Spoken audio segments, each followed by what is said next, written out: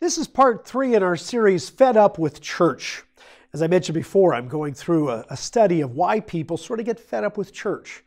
And it's not just young people. We usually think of younger people, millennials and others who are sort of disillusioned with church. I read something recently where the people older than them in their 30s and their 40s and even early 50s are getting fed up with their churches for an interesting reason. It seems their churches changed their style, adding certain kinds of music and certain kinds of teaching to interest them when they were in their teens and their 20s. They're older now and they find that, well, sort of shallow. They want something else. Everybody's looking for something else. And that has led a lot of people to believe that, well, my relationship with God is personal and I don't need to go to church because I'm spiritual, not religious. Well, all relationships with God is to be personal, and all of us are to be spiritual.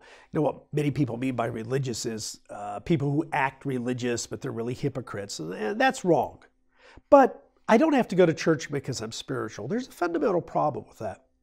When you look at the scripture and you read through the New Testament, every place they went and preached the gospel, they started congregations, people who assembled together and lived together as Christians, interacted with each other. And it was messy. It was difficult. They had problems. They had to learn to get along with each other. And they all had sins and weird personalities sometimes. All the things we face today, you will find in the New Testament church.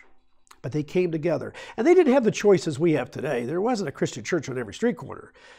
They were a small minority in the Roman Empire, many times persecuted. Just because you have problems in a church where you go, and maybe you need to change churches, but it doesn't mean that you should not attend with other Christians. We are expected to attend with each other. In fact, let's face it, God is creating a family. We are all His children.